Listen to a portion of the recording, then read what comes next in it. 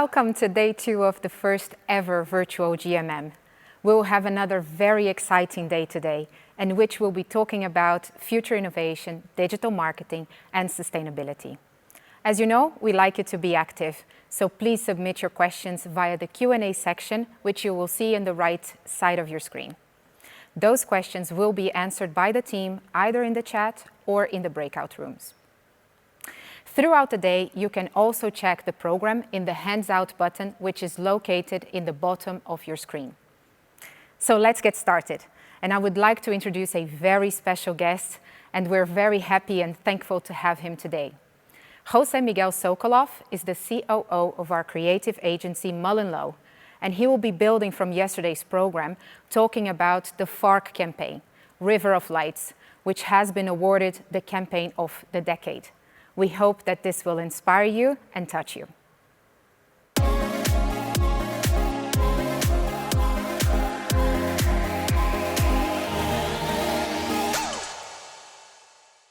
Hello, thank you for having me here.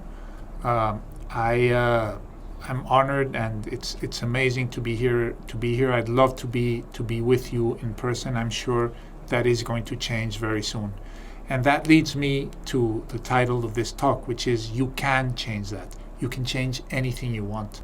Advertising is about change. It's about changing behavior. No matter how small or how big, just changing the behavior of people will eventually create the change that changes the world. For example, when Procter & Gamble decided that it wanted to sell more toothpaste, it hired an agency, and the agency came back and said, maybe if we teach people to brush in the morning and in the afternoon, we'll sell a lot more toothpaste. True, they did, and it was very successful. But it also changed oral health forever. So you have to change something small, and you may wind up changing something very, very big. And that is what we do. We change something small that eventually changes something very large. My first thing is, I want to remind you of the power of what we do, but also to fall in love with what we do. Everybody hates advertising until they have to sell their house. I've never seen all those advertising haters not sell their house by not advertising it. They all will advertise, and they all will want pictures, and they all will clean up their living room in order to make sure that they have the best pictures possible. But that sort of advertising is very boring. We are in a privileged position.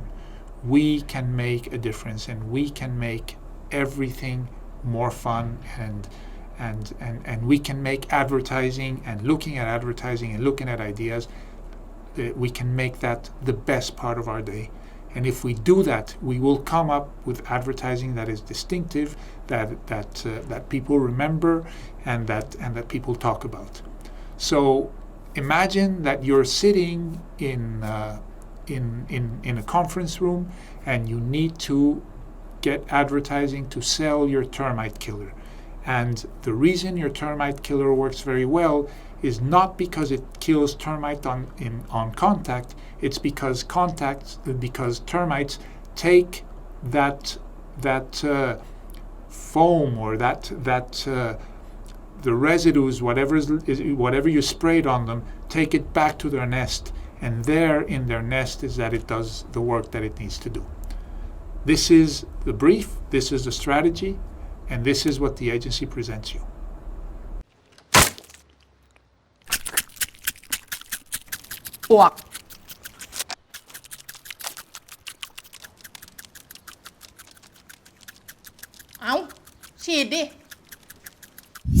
Chendai foam.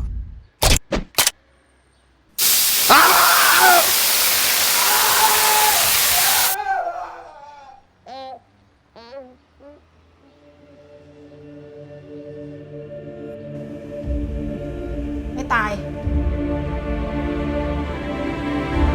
มึงซื้อยี่ห้ออะไรมาเนี่ย เช่นใดไงอ้าวมึงจะไปไหน กำลังกูดิ กลับไปไหม อ๋อ จะกลับไปบอกเพื่อน ว่าเชนไรกระจอก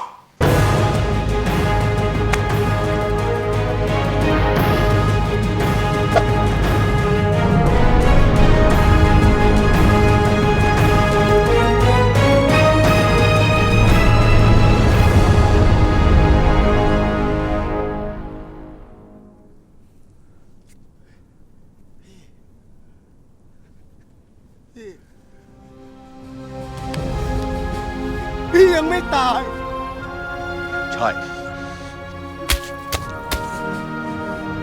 มันทำอะไรพี่ไม่ได้ ต่อไปนี้ พวกเราจะไม่ตาย ตาย แต่แล้วตาย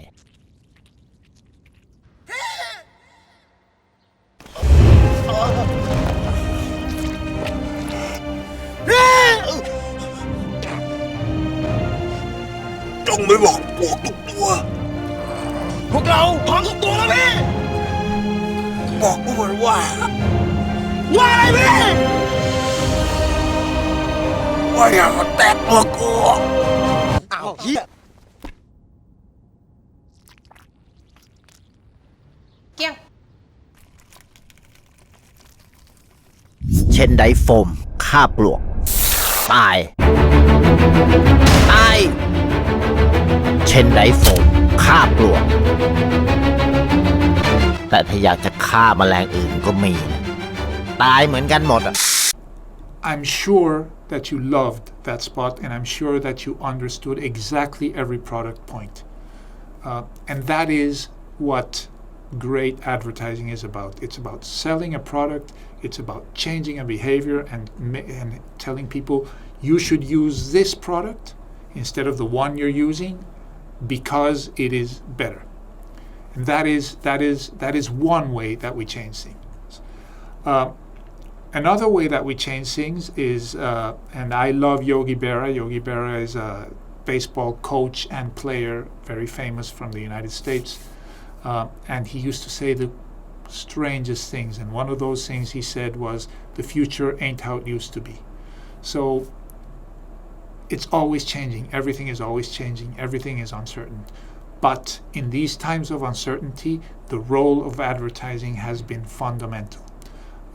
One of the last pieces of work that we did for the UK government was this piece on vaccination. So let's play it. What a difference a day makes. 24 little hours. Brought the sun and the flowers. Where there used to be rain. What a one step ahead of me. a day makes. Just a shop. There's a rainbow before me. That's it. Not bad at all. Skies I got it above done. won't be stormy. Would you like a red or blue one? Since the moment Thank you for coming. Biggest turnout of the season. Join the millions already vaccinated. To protect yourself and others, you need 2 doses for maximum protection.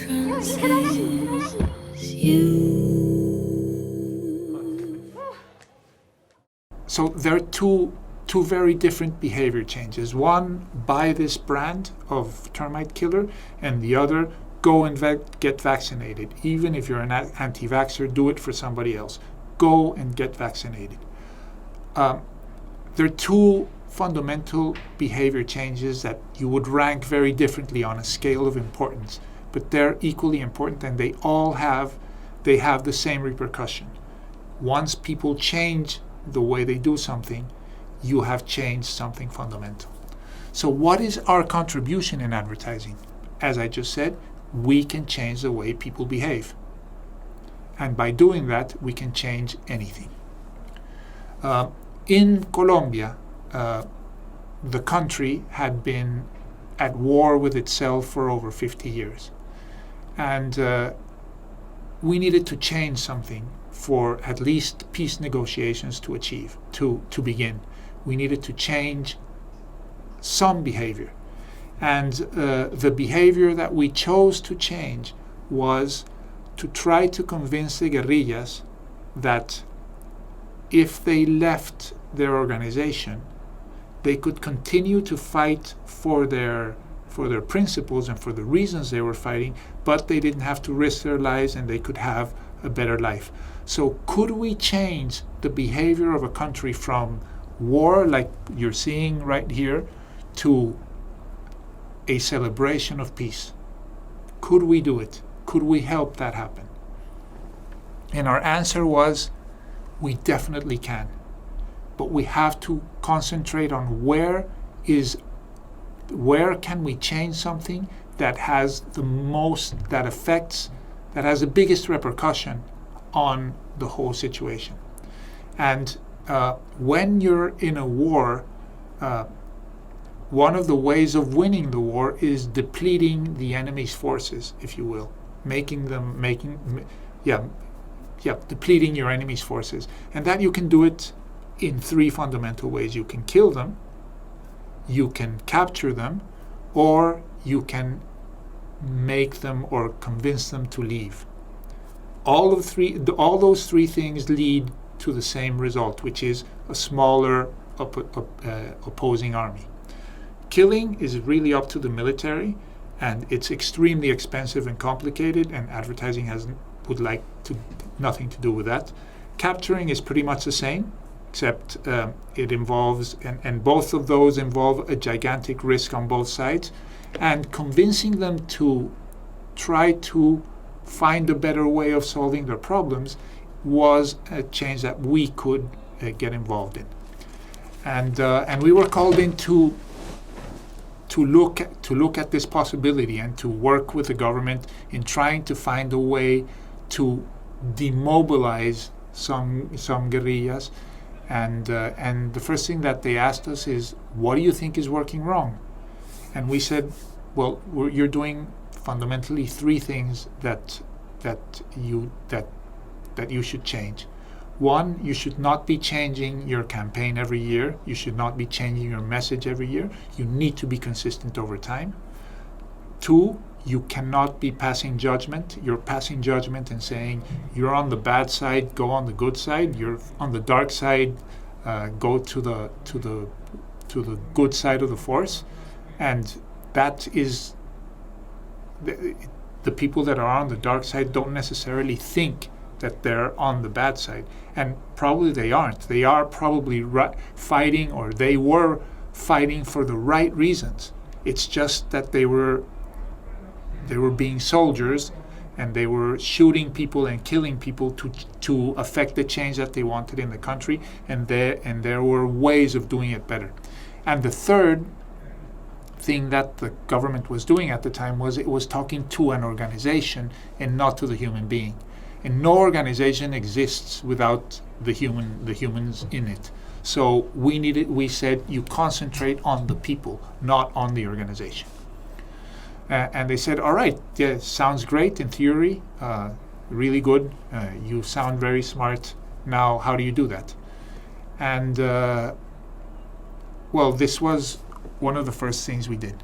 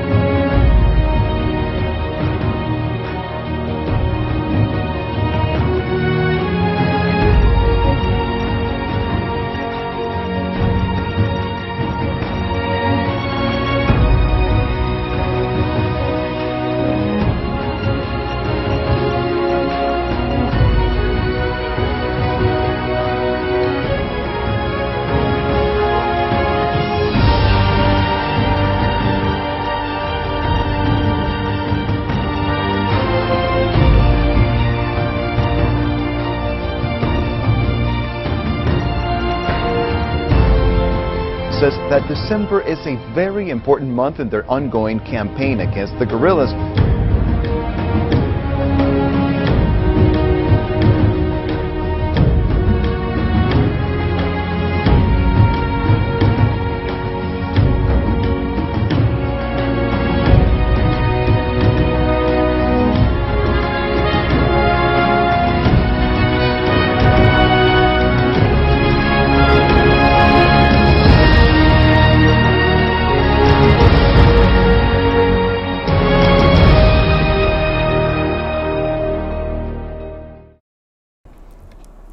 As you can see, what we did was identify that moment where the guerrilla felt more isolated, felt further away from their home, felt further away from the life that they loved and enjoyed, felt further away from their families, felt further away from their friends, and there was no way that they could have Christmas as they knew it while they were at war, because Christmas in the jungle, far away from your friends, you can't really dance and get drunk because you're always on patrol. So that was, as you saw, extremely effective. So effective that some of the guerrillas had left during that period of time when they wanted us to be more successful. They said, "This is great, and I understand what I was doing wrong, and I'm glad that I changed my life. That doesn't mean that I'm not convinced that we should change so many things fundamentally, but I can see that what the government was saying is real. I can see that I can participate in politics. I can run to get elected. So I can see that this is not just promises. I can see that, and I think more people should see it. So why don't this was really cool. This was really good that you did the Christmas trees, but we don't walk as much anymore. The guerrilla moves in the rivers. The guerrilla uses the rivers as their highways. So if you can do something in the rivers, it will probably be a lot more effective. We did not know this. They told us this. So that is another way of changing behavior fundamentally. La Navidad allá en la guerrilla siempre es una fecha de sentimiento, de nostalgia. Esas son las autopistas, son las carreteras. Allá se usan mucho los ríos para moverse la guerrilla.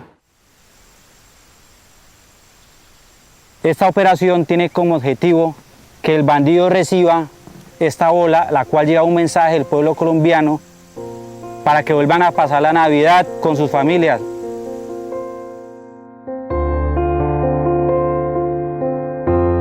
Tres de la tarde, 46 minutos, la emisora del Ejército Nacional. Seguimos con esta buena programación para todos nuestros oyentes que están escuchando la emisora del Ejército Nacional. Estamos invitando a todas las personas, allí madre, hijos, amigos de los que hacen parte de las FARC, invitándolos a que en esta Navidad les envíen un mensaje, un regalo, diciéndole allí para que se desmovilicen, para que vuelvan a casa, que hay una familia que los espera, para que ellos vuelvan a la libertad, para que pasen una Navidad en familia. Que por favor se desmovilicen, que la familia los espera con los brazos abiertos. Guerrilleros, desmovilízate, la Navidad te espera. Y busquen su familia y vayan a la Navidad, que están toda su familia esperándolos. Estar al pie de su familia, su papá, de su mamá, de sus hermanos. Y acá afuera todos los colombianos los esperamos con los brazos abiertos.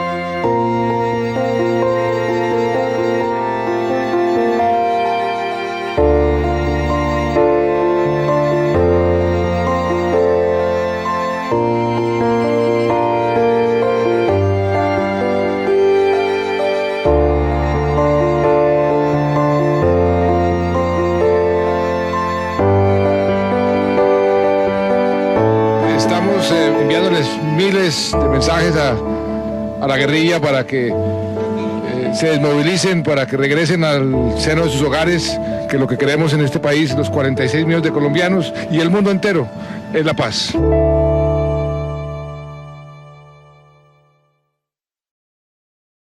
I'm very proud of this work because, number one, because I think it's very surprising.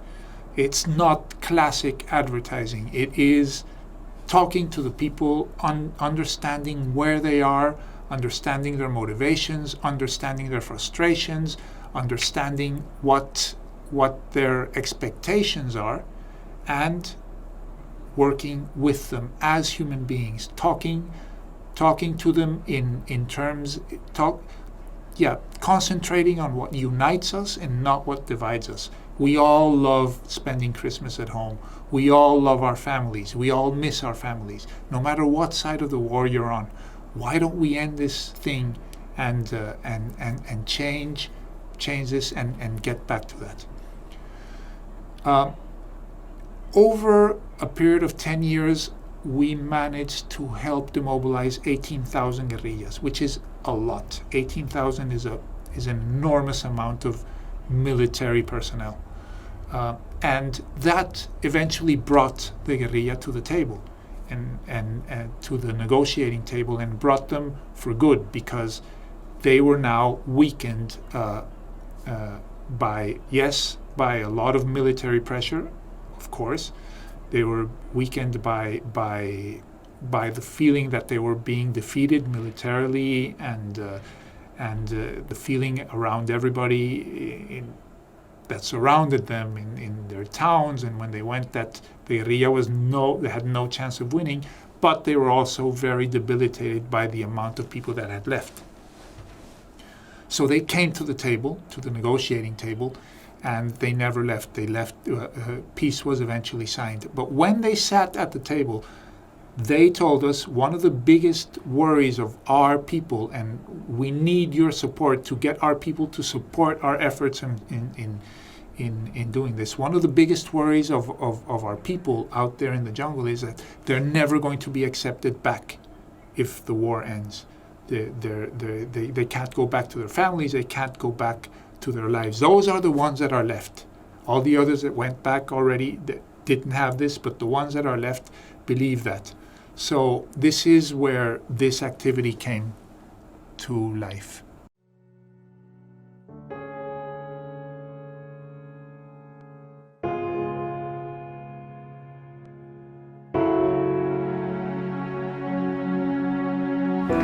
Clamaba mucho a mi Dios que me diera fortaleza y que sí, que mi hijo algún día pudiera salir de allá, porque es muy difícil, uno no sabe si vuelva a ver uno a sus hijos o no.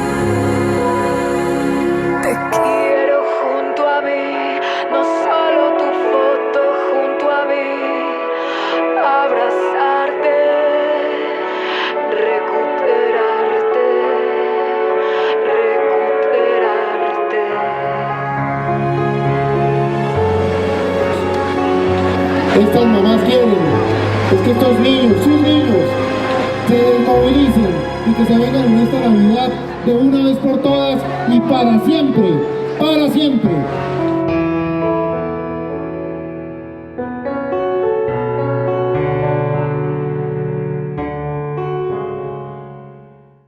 So we were saying, come back, because everything you love will always be there for you.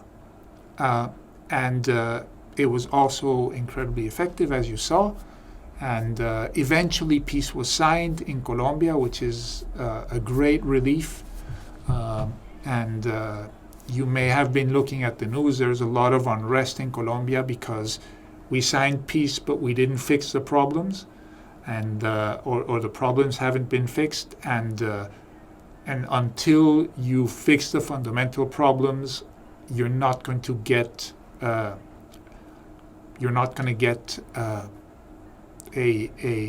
people are not dumb, is what I'm saying. So we have to continue to single-mindedly, as a country, to try to solve the fundamental problems, and otherwise something different is going to happen, and unrest is going to happen, as it's happening in the streets, and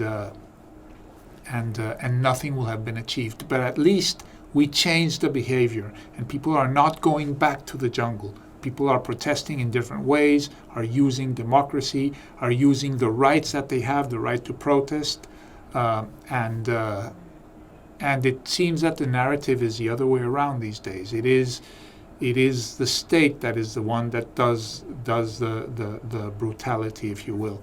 And I don't want to get into a political discussion here, because that's not the point. The point is that a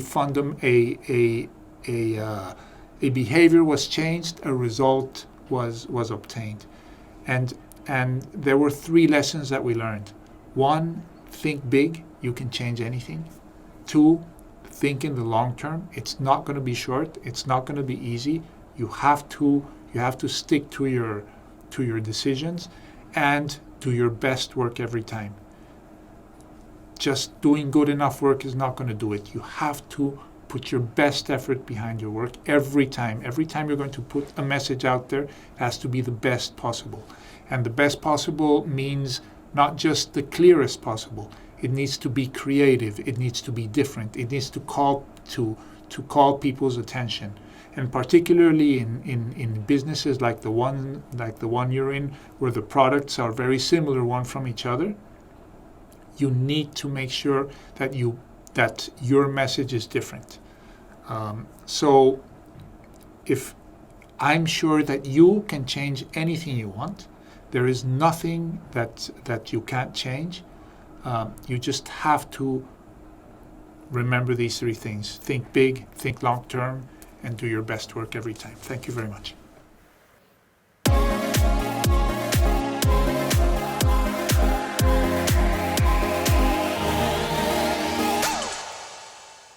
Wow, that was impressive and really inspiring. I hope you were just as touched as I am. And now we'll move into the next session, hosted by Jan van Dongen and our other 4 colleagues, about the future of paints.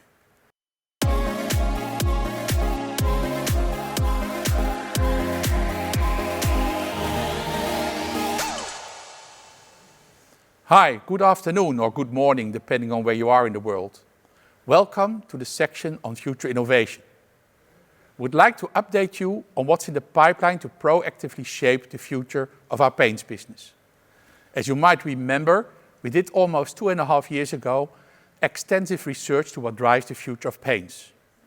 Today, we want to update you on the progress made. I will do that together with representatives from our innovation and sustainability team. For the first part of the session, I'm accompanied by Jeroen Hoogink and Niels den Hete.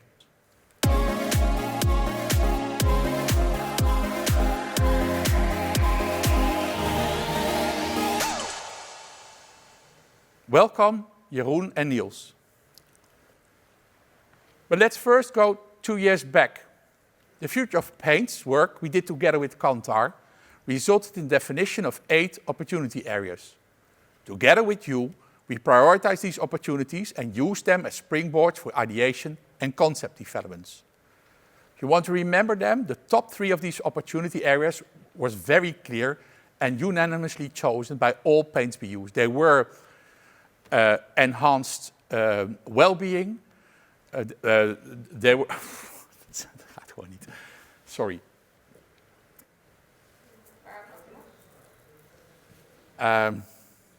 Je mag begin van deze slide mag je hem weer oppakken. Ja. The top 3 of these opportunity areas were clear and unanimously chosen by all paints we use.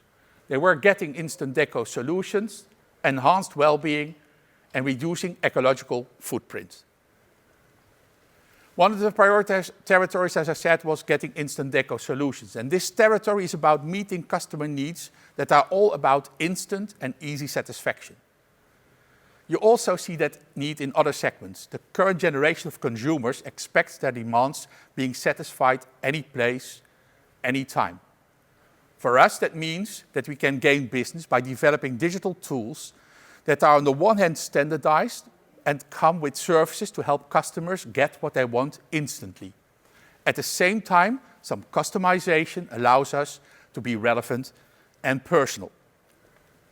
An example could be a HelloFresh type of decoration box. I don't know whether you know HelloFresh.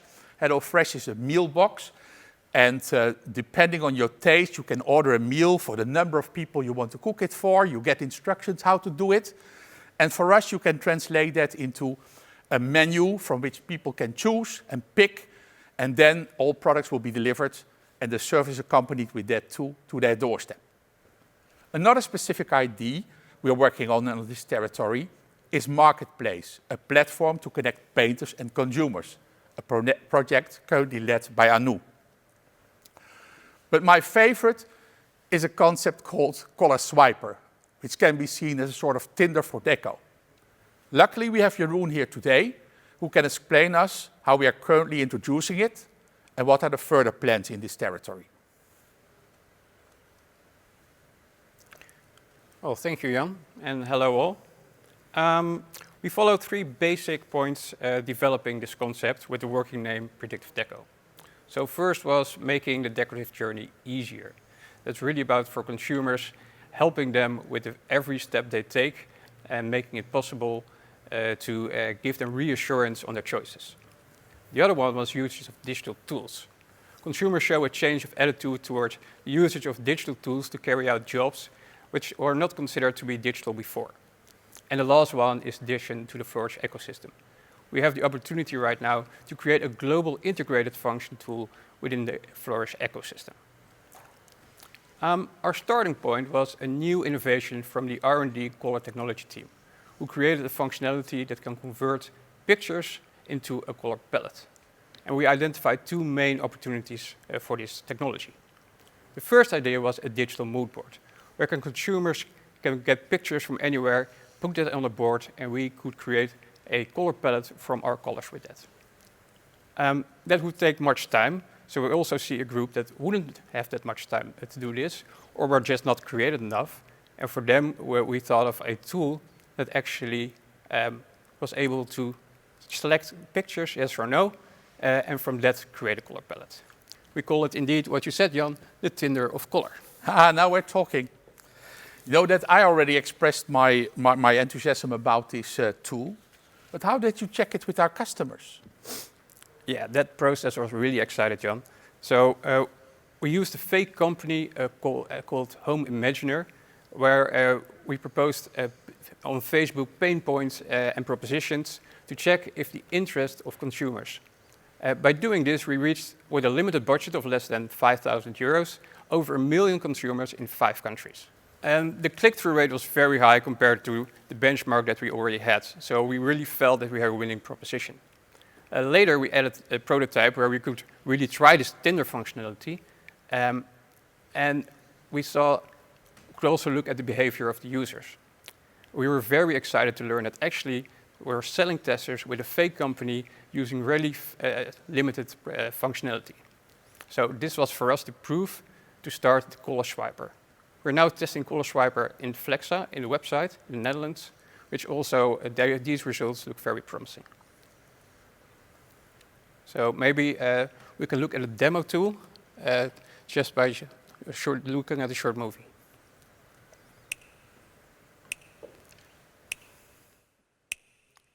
What's your color? I wanna know. What's your color? I wanna know. What's your color? I wanna know. I wanna know. I wanna know. I wanna know. I could be red, or I could be yellow, I could be blue, or I could be purple, I could be green or pink or black or white. I could be every color you like. I could be red, or I could be yellow, I could be blue, or I could be purple, I could be green or pink or black or white. I could be every color you like. I could be red, or I could be yellow, I could be blue, or I could be purple, I could be green or pink or black or white. I could be every color you like. What's your color? I wanna know. Oh, that looks indeed amazing, Jeroen. It has now been introduced in Flexa. What are the next steps? Well, we are still testing in the Netherlands right now, so we're awaiting some of the results. But of course, we're also looking ahead. We recently had a workshop that gave us many ideas to improve the current tool. So we will pick up the best ideas and work that into the tool itself. Next to that, we will start looking at which countries will start rolling out next. UK and Brazil are high on the agenda since they've been already testing there with really good results. We're currently also testing the proposition in Malaysia and Vietnam. But a detailed rollout plan will follow later this year. It's also dependent on the interest of other countries, of course. And last but not least, we got lots of nice ideas for spin-off projects for the color swiper. That could be the digital mood board I told before, but also using the tool offline in stores where people can swipe and then get paint directly in the store. But well, there's already a lot of interest from several countries on these new ideas, so details will follow soon. Thank you, Jeroen. I'm sure we're all looking forward to that. Besides this territory, there was another territory that got a priority status, and it was enhanced well-being. This territory is all about the question, can paints create a sense of well-being or actively help to keep spaces safe? Solutions you could think of are air purifying paints, which fit very well in this space. Apart from China, this territory was felt underdeveloped in most countries. It's a broad territory, but it was not so easy to develop relevant and credible concepts for it. For that reason, we decided to do a global deep dive to define the territory better. Niels en Hete led this project together with Marieke de Ruiter, our Global Insights team lead. Niels is with us to explain the highlights and conclusions from the work. Niels, take us away. Yeah, thanks Jan for allowing me to talk to this topic today. You're probably not surprised to learn that we found that consumers are increasingly aware of the importance of their health and safety. The solutions they select, they judge them based on their health and safety impact, as you'd expect, due to increased awareness of environmental issues, mental health issues, and of course, COVID. COVID has only strengthened this trend, as it created a desire for people to shelter in their houses, for their houses to be a kind of haven, a safe space. And at the same time, our houses became a hub where everything in our lives suddenly started happening. So balancing the need for safe and flexible spaces is very much what people are thinking of at the moment. And this is an opportunity for us, which makes the enhanced well-being solutions space a global priority now. Yeah, at the same time, we must realize that we are not always the most credible deliverer of solutions here. If you think of very specific health or hygiene-related claims, we need to battle other categories. And for instance, detergents can make claims that are more relevant in the eyes of consumers. Paints are simply not contributing enough, is a big find in the research, to really make a difference on these points. However, if we look at solutions in the space of feeling well, a more holistic concept, then consumers realize it's about the little things that add up to make the difference, and their paints can absolutely make that difference. So it's well-being that we should play in, but we should remember that most of our claims are not remembered as we hope they are, or appreciated in full. So of course brand image and quality come first. Okay, I understood that. Did the research also give you concrete guidance on how to approach it further? Yes, absolutely. So taking these learnings into account, we should create distinct propositions, ideally part of a separate sub-range with single-minded concepts. But most importantly, we should move away from the functional approach we've taken so far and work to appeal more to the emotional benefit we aim to achieve with our propositions in order to stand out and be selected. And when we do so, three key areas stand out to further develop. When looking at the sort of benefits, but also the type of communication styles that consumers appreciate. One you see here connected to the more physical manifestation of well-being, which is a protective territory. And when we talk about the emotional benefit, it is then more about enabling people to make the right choices, to live their life well, where antiviral technology could play a part, but it is supporting a more emotional, protective proposition. And then we move towards the mental parts of well-being with an enhanced proposition that is more supportive, help me enhance the climate in my living space, for instance, all the way to a more optimizing territory, which we call enrich, that is all about allowing people to lift their spirits and be energized. I think these are very meaningful and tangible conclusions that show that we are on the right track. And at the same time, we may need to tweak and change course a little bit on running projects to send out the right message. Indeed, Niels, I think it certainly gives guidance. But what concrete next steps can our business units expect from you? Yeah, so the challenge now is to understand what these learnings mean for our running business. We have some running projects, but we also have some additional work to do. So I've organized workshops with all the BUs to understand their current challenges and priorities and to link to those. From that came a list of actions, projects to further, projects to tweak, or new projects and research to start. And we've put that in the roadmap slide deck as placeholders to gauge interest. So what I'm hoping the business units will do now is flag their interest with us, reach out to us, to me, if there are any questions on this, so that when we have the roadmap feedback in, we can start the right projects and next steps in research in Q3. So looking back to your feedback, in fact, but also to the more concrete propositions. Thank you, Niels. Also, thank you, Jeroen, for your contributions. Thank you. Can I now invite Yilling and Doan to the stage?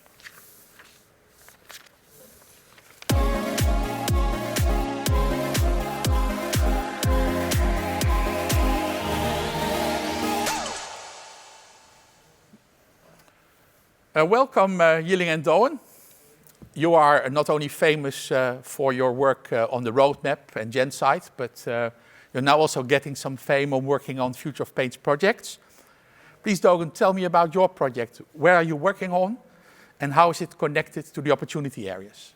Thank you very much, Jan, and hello, everyone. As you've already seen, the reducing ecological impact is one of the priorities that we are focusing on, and the bio-based interior wall paints project is directly related to it. So what we are aiming to do here is actually to make sure that our customers can make the right choices when it's about reducing our ecological impact. And how we want to do this is actually switching the binders that we are using that are entirely fossil-based into a version which is biomass balanced. And this seems to be a small step, but a really crucial step for us to be able to provide a fully bio-based system. So just to explain you a little bit how the biomass balance works, it's quite relatable to the green energy suppliers. So when you buy green energy from them, instead of the conventional energy, you pay a small surcharge for it, and the energy supplier, when it's producing the energy, is using less fossil relevant or more renewable resources for you. And in our case, that's what our binder supplier is doing.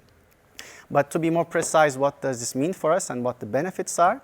Well, first of all, we can actually certify our own existing products by switching into these binders, and with that we have the benefit of reduced carbon footprint. And since the binder is chemically identical to the fossil-based version, we don't need to have any additional reformulation work from R&D.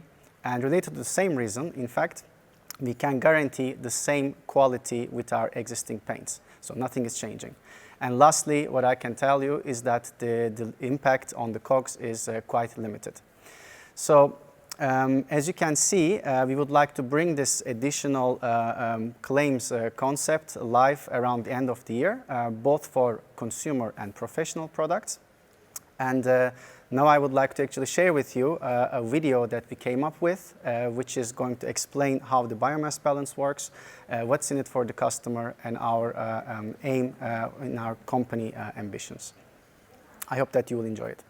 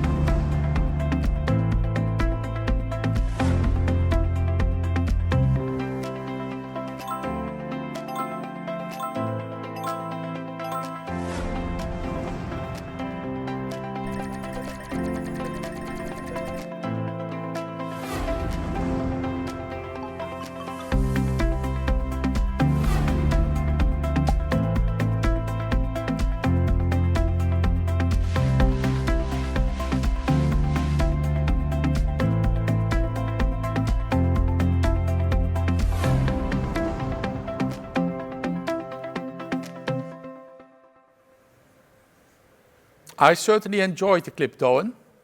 It's indeed clearly visualizing the benefit of this mass balance approach. Are there more activities planned in the area of reducing ecological footprint? Well, definitely, Jan. Well, we are working on also reducing our impact with packaging, and we continue our battle to reduce our VOCs. But you're going to hear more about them from Jeroen Brink later on in the event. Thanks, Doan. Now over to Yiling. Yiling, the subject you're working on wasn't a priority 2 years ago. What happened? Thanks, Jan, for inviting me here. So when we originally did our Future of Paint studies 2 years ago, we prioritized our 8 opportunity areas based on what we knew was important at that moment. But we also know that the future is not set in stone. And this is the one thing that we all of us realized as soon as we entered 2020, when COVID-19 suddenly disrupted many of our lives. What we know is that when a disruptive event takes place, this can accelerate some trends, but also put a brake on others. So that's why last autumn we decided to do a follow-up study on our Future of Paint study to understand the consequences of COVID-19 on our trends work. And did you find many changes? We found out that the top 3 most important opportunity areas remained the top 3. But we also saw that it basically accelerated one trend that we initially thought would be less important, which is the one around making the most of smaller spaces. More than ever, we were suddenly confronted with the limitations of our space and the restrictions. As we suddenly had to adhere to social distancing rules, we needed to start working from home, and we also needed to do home quarantine. So suddenly, we needed to be more creative with how we plan our limited space and think about how we can use our space in a more multifunctional way. We decided to take this opportunity to gain a bit more experience with our company's ideation platform, which is called Spark. This way, we could invite all AkzoNobel employees to ideate along with us, and in this way, tap into a diverse set of minds. The campaign was open from March to April, and it resulted in 42 ideas. Together with an evaluation team consisting of 10 marketing and R&D colleagues, from both the global team and from within our 4 paint SBUs, we then narrowed down all these 42 ideas to narrow them down to the most promising ones. This ultimately resulted in the following top ID clusters, representing basically 4 opportunity directions that we could further explore. ID cluster number 1 is about leveraging our color expertise to better advise people living in smaller spaces. The second ID is about the concept of biophilic design, which is basically about bringing the nature indoors. And then there was a third tight place for 2 ID clusters that are both about making the most of the space that you have and using that in a smarter way. So one ID was, for example, about flexible Lego walls, which means not only offering the paint, but also offering the wall that you could break down just as flexibly as a Lego brick. And the second one that is about multi-purpose walls, so using your walls for more. This can mean using, for example, your wall as a drawing board, or using your wall as a TV screen and save space in this way.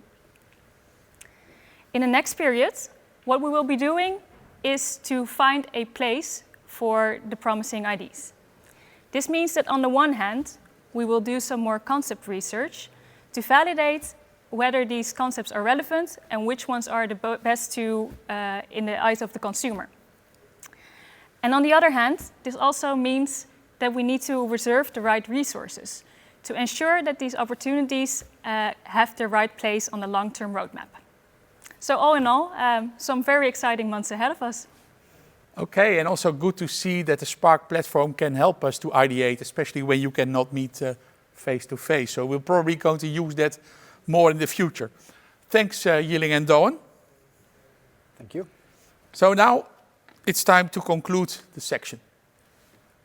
I hope we could show you that we have made progress, substantial progress even, in bringing our future of paints opportunities to life. And there's even more in the pipeline. We're working on solutions for new composite and prefab substrates, so that also more modern substrate in the future can be painted. We are working on solutions to make application more automated, robotization of application, to keep it competitive and affordable, and also more efficient. And last but not least, we are also constantly working on ways to better predict and optimize maintenance cycles. In the next 2 months, it's time to update our long-term roadmap. Stay tuned, and rest assured we'll reach out to you for consultation to create the strongest long-term portfolio ever. Thank you very much.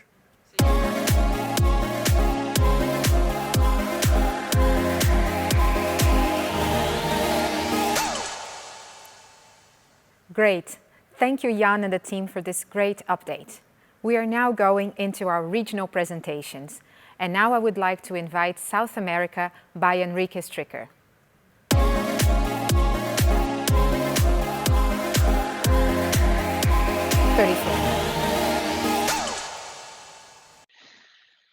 Good morning, good afternoon, good evening, everyone. Pleasure to be here talking to you. Slightly sad because this year we can only be together virtually. I was very much looking forward to a live GMM after a 2020 hiatus. But yeah, the circumstances are not allowing us to be there yet. So I'm looking forward to hearing and learning from all of you throughout this week. And I hope that this presentation about our business in South America is useful for all of you. So first, introducing myself, my name is Enrique Stricker. I'm heading up the marketing organization in South America for our decorative paints business. Today, we have 4 topics in this 15 minutes, a quick intro to our business in South America, a quick intro from myself, actually, to start with. I'm going to be talking about innovation and Alcaton, which is our major innovation initiative in the region in years. And then I'd like to share with you a success case from Brazil that is now traveling across the borders of South America with our Blue Stores, which is our soft franchise model. So without further ado, let me just start introducing myself. I am married, 2 kids, Francisco and Rafael. Francisco is the older one, always pestering his younger brother, but I think it's deep down, it's just love. I like to talk a little bit about my hobbies. So I am a keen basketball player because that's what I used to do when I was younger, and a sportsman. So I still try to run and to exercise as often as I can. And in the weekends and during my holidays, I'm always next to a barbecuer, trying to grill some nice beef. So that's kind of a little bit of who I am. I am Brazilian with Hungarian roots, so that's where my grandparents came from in the mid of the last century to establish their families, and I'm very proud of them. All the difficulties that they have endured are an example for me to keep on going. This little unknown flag in the lower part of the slide is basically is the flag of the southern state of Brazil, because that's where my wife is from and her family. So my second family, as I like to say, is from Rio Grande do Sul. And then I very proudly feature the Dutch flag when I introduce myself, because that's where I spent 4.5 years of my life. That's where my two kids were born. So I have very fond memories of my Dutch life, and I miss my bike. And on the left lower part is the logos and the brands that I have worked for. So the two round ones are basketball clubs. I was a basketball player when I was younger, and I became professional. I played professionally in Brazil for 2 years, and these are the two clubs that I played for. And then I started my career in Telha Norte, which is a big client of Akzo Nobel, and they are basically a LSO. I was a category manager there. I did the same job at Etina, which is a furniture and home decor company here in Brazil. So very nice to meet you, all of you. Let's now get into the actual content. First, overview in our business in South America. So we are talking about the market in the whole of South America, and actually a little bit of Central America, of 2.5 up 2.6 billion liters in a normal year. And these liters will generate revenue of the magnitude of 4.5 billion euros. So in the little map here, in the dark blue countries, so Brazil, River Plate, Argentina and Uruguay, and Bolivia, these are the countries where we have a physical presence through manufacturing sites and sales team deployed to sell exclusively our brands. In the royal blue countries, so Suriname, Paraguay, and Chile, these are where our distributors are present. And then the rest of this geography is basically where we don't have a presence just yet. The biggest insight here is that the markets where we are present, the price per liter usually charged in these countries is actually smaller than the other ones. So we, as a leading company, we have the mission and the ambition of driving this number up, so we can also attain a better profitability. And the second insight is obviously that we have an opportunity to expand our footprint in geography through acquisitions or mergers. When it comes to mandates, either from a geographic perspective or from a segment perspective, we have the ambition of growing in Brazil, with special focus in the southeast and south regions. As you all probably know, Brazil is a country of continental magnitude and complexity, and these two regions are the regions where we have more space to grow from a market share perspective, but also the places where you have a higher GDP per capita and a better price being charged in the marketplace. This translates into opportunity in our premium walls segment, wood care, and we do this through our hard and soft franchise model that we'll be talking about later. Starting with innovation, I'm here to talk a little bit about Acotone. This is our new tinting machine solution. This is a technology that was developed by Akzo Nobel, and I'm very proud to say that it's first being launched in South America. So we are the first region launching Aquatone. I know that our colleagues from CESA are following the same path very shortly. It is a solution that is composed by 13 new colorants, 2 of them with high performance for facades, for exterior painting, which is key in our ambition and our objective to grow in the premium segment in the southern part of Brazil, because we compete against a brand that offers basically a hybrid paint in the premium segment, so a paint that can be used both internally and externally. So this is an important R2B that we envision using with a lot of discipline and consistency over the next years. And Aquatone is also a sustainable solution with low VOC footprint, less than 1 gram per liter, which is a big improvement of 99.9% over our current proposition in the market. When it comes to what does it mean for a paint user, Aquatone will provide a house owner or a painter with higher color accuracy. That's because we have higher quality pigments, and because the whole launching entailed a big revision of our database and color formulations based on the basis that we are now offering the marketplace. From an accuracy perspective, 90% of our fun deck will now enjoy higher accuracy, allowing the user to reach the color that they desired in 2 or 3 coats. And when it comes to exterior performance, color fasting, 90% of the colors also will have higher fading resistance, which is again key for our mission to segment the market into interior and exterior use.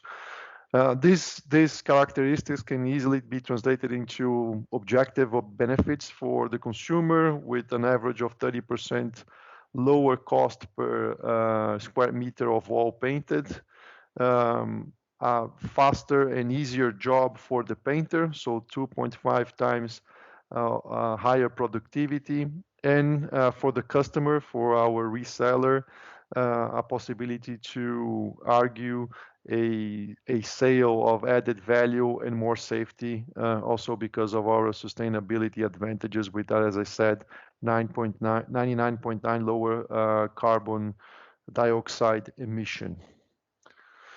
We are embarking in this transition just as we speak. So we started to change the colorants and the machines of our customers in Q2 2021 in Brazil and River Plate, Argentina and Uruguay. And the plan is to finish this journey in 2 years in Brazil and next year in River Plate. We have a very extensive number of machines in the marketplace, with over 4,500 in Brazil and 1,200 in River Plate. But we believe that also based on our grow mandate for the Brazilian MSU, that this will be key for us to achieve a higher market share value of 25% and volume of 22% in the region combined. And the business case is, as you can see, very strong, with a huge internal rate payback of 2.2 years and a net present value of over 80 million euros, which is basically the biggest investment that we have done in the region when it comes to innovation. So we are learning as we go, but if any of you have any questions, obviously the team and I myself, we are open to engage in conversations, to exchange experiences, and to basically eventually provide you with shortcuts in your journey to modernize your tinting system in your country and region. Now I'd like to talk a little bit about Blue Stores. So Blue Stores is basically our soft franchise model. It is anchored and founded in key category growth principles of increasing the penetration, so more people buying. I think in that sense, the pandemic has worked wonders for us, and the fact that we had this already installed in the market like Brazil probably also contributed to us selling more value and more frequently as well.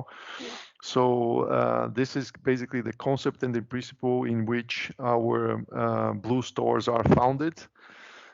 We are currently looking to improve its scale, so increase the number of stores around Brazil in the region that offer this model to our customers and to their consumers. We look very closely at the lever of maintaining the physical elements of the program in order, so we can guarantee that the program is effective over time. And we also want to, through various levers like our commercial policies, to raise the level of engagement of our customers, so the improved sales results that you see in the lower part of this chart are also sustainable. But when it comes to results, when we compare the numbers of 2020 to 2019, you can see that Blue stores, they outperformed their peers, both in value and revenue, in same-store sales as well. And this is basically achieved through a set of KPIs that we measure, like floor share, and the presence of an ideal assortment that is composed by our premium brands, by wood care, by the complementary products that we know that many times are the ones that enable us to yield better margins. So Blue stores are here in South America to stay. We are looking to take the successful example of Brazil to other countries. In fact, in Argentina this year, we have already installed over 50 stores, and we will be looking to continue this journey across the region. So this is basically our pipeline. This is Brazil alone, just to be clear. So we currently have over 500 stores installed with our customers in Brazil, and our target is to finalize the year of 2021 with 1,000 stores. And again, then here you have a little bit of a KPIs. So, and this is basically an insight within the execution, because we have two models of installing the Blue stores. One where we segment our brand from the other brands, and the other one where we execute the shelf by category, basically mixing different brands. And you see here that that segmented branding part are driving more results for us and for our customers. So this appears to be the most effective segmentation, and that's where we are basically focusing now as we move forward in this journey. So it was a quick one. I only had this few minutes, but I hope that you have enjoyed. And again, I incentivize you to reach out if there's any more insights that you'd like to know, both about our region business, Aquatone, and our innovation initiatives in general, and also the Blue stores. And I hope that you enjoy the rest of our GMM. Thank you very much.